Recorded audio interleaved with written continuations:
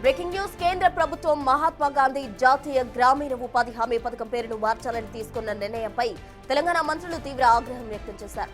పేదల కోసం తీసుకొచ్చిన మహాత్మా గాంధీ ఉపాధి హామీ పథకం తొలగించాలని బీజేపీ చూస్తుందని అన్నారు మంత్రి అజారుద్దీన్.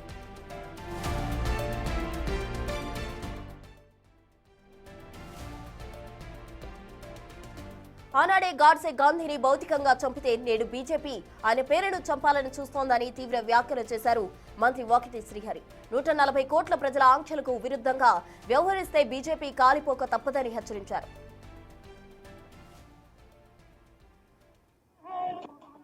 కాంగ్రెస్ పై కోపం ఉంటే నేరుగా తిట్టాలని, కానీ పేదల పొట్టగొట్టేలా పథకాల పేర్లు మార్చడం సరికాదన్నారు మంత్రి జూపల్లి కృష్ణారావు. ఈ చట్టాన్ని వెనక్కు తీసుకునే వరకు పోరాటం కొనసాగుతుందని స్పష్టం చేశారు జూపల్లి. అమిత్ షాకి గాంధీ అనే పదం పలుకుతేనే ఉలుకు పుట్టుకుంటా ఉంది. ఇవాళ కేవలం సోనియా గాంధీ, రాహుల్ గాంధీ, ప్రియాంక గాంధీ పేర్లు యావత్ దేశం పలుకుతుంది కాబట్టి గాంధీ అనే పేరు తొలగిస్తే నాకు కొంత వెసులుబాటు దొరుకుతుంది అన్నటువంటి ఒక దుర్మార్గపు ఆలోచనతోని దేశ జాతిపిత మహాత్మా గాంధీ పేరుని తొలగించే సాహసం చేసినారంటే వీరు నిజమైన గాడ్సే వారసులు తప్ప ఇంకెవరూ కాదనే మాట ఈ సందర్భంగా చెప్పదలుచుకున్నాను. నిజంగా గాంధీ మహాత్ముడి యొక్క నమ్మకాన్ని, వారి విలువల్ని పాటించేవారైతే ఇవాళ మన్రేగా స్కీమ్ నుంచి మహాత్మా గాంధీ పేరు తొలగించరు. వీళ్ళు గాడ్సేని పూజించేటువంటి దుర్మార్గపు ఆలోచన నాయకులు కాబట్టే ఇలా మహాత్మా గాంధీ పేరుని మన్రేగా స్కీమ్ నుంచి తొలగిస్తా ఉన్నారు. రాజకీయంగా సోనియా గాంధీ కుటుంబాన్ని ఎదుర్కొనే సత్తా, స్థైర్యము, ధైర్యము మోడీకి లేదు. అందుకే దొడ్డిదారులో వారు పలుకుబడి పెంచుకునేటువంటి ప్రయత్నము చేస్తా ఉన్నారు. మిత్రులారా, మహాత్మా గాంధీ పేరు తొలగింపు అంటే యావత్ దేశ ప్రతిష్టకు భంగం కలిగించిన అంశం. మహాత్మా గాంధీ పేరు పలికినప్పుడల్లా ప్రజల మదిలో సోనియా గాంధీ, రాహుల్ గాంధీ, ప్రియాంక గాంధీ కనబడతారు. కాబట్టి ఆ మహాత్మా గాంధీ పేరు తొలగిస్తే కొంత లాభం చేకూరుతుందంటే దుర్మార్గపు ఆలోచనతోని వల్ల సంఖ్యాబలం ఉంది కదా అని పార్లమెంట్లో బిల్లు పాస్ చేసుకున్నారు.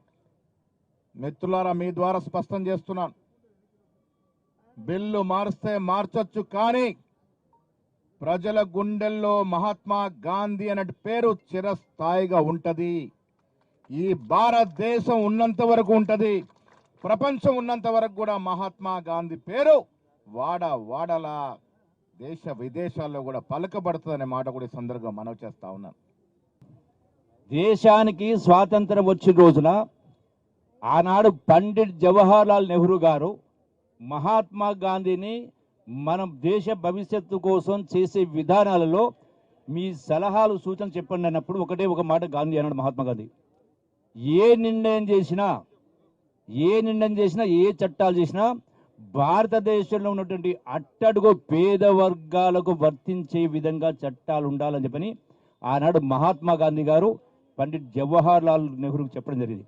అదే దిశలో, అదే కేవలో మహాత్మా గాంధీ ఆలోచన విధానం మేరకు 2005వ సంవత్సరంలో కాంగ్రెస్ పార్టీ ఆధ్వర్యంలో సోనియా గాంధీ గారి నాయకత్వంలో ఆనాడు మన్మోహన్ సింగ్ ప్రధానమంత్రి ఉన్నప్పుడు ఇలా భారతదేశంలో ఉన్నటువంటి అట్టడుగు పేద వర్గాల వాళ్ళు కూలీలవారు తినడానికి తిండి లేని పరిస్థితి, పూర్తిగా కరువు కాటకాల్లో అల్లాడుతూ ఉన్నప్పుడు ప్రజలకు కనీసం తిండి పెట్టాలన్న ఆలోచనతోటి కేంద్ర ప్రభుత్వం, కాంగ్రెస్ ప్రభుత్వం ఆనాడు గొప్ప పథకం ఇది. ఎవ్వరు కూడా ఊహించలే.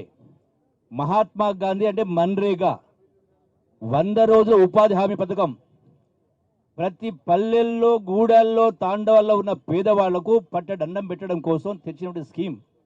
ఈ స్కీమ్ను నిర్వీర్యం చేస్తూ ఈనాడు కాంగ్రెస్ పార్టీ పైన కోపం ఉంటే కాంగ్రెస్ పార్టీని మీరేమైనా తిట్టండి, కానీ కాంగ్రెస్ పార్టీని ఇలా కాంగ్రెస్ పార్టీ సోనియా గాంధీ పైన, రాహుల్ గాంధీ పైన మీరు చేసినట్టు చూస్తూ ఉన్నాం.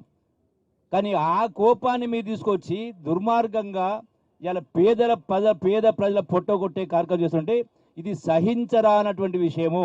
దీనిపైన ఈ వేదిక ద్వారా యావత్ రాష్ట్ర ప్రజానికానికి, ముఖ్యంగా బడుగు బలహీన వర్గాల వాళ్ళు, ముఖ్యంగా యువతకు విజ్ఞప్తి చేస్తాను. పౌరుని బాధ్యత. బాపు అంటే గాంధీ, తాత అంటే గాంధీజీ, అంటే బాపూజీ అంటే అణువణువున రక్తంలో మరుగుతున్న ప్రతి యువకుడు కూడా ఆలోచన చేస్తాడు, ఏమైపోతుంది ఈ దేశంలో. ఓనాడు గాడ్సే పేరు చెప్పి గాంధీ తాతను గాడ్సే చంపితే ఈరోజు గాంధీ తాత పేరు తీసి వీళ్ళు కూడా చంపుతున్నారన్న ఆక్రోధనతో యువకులంతా ఉన్నారన్న విషయాన్ని గ్రహించ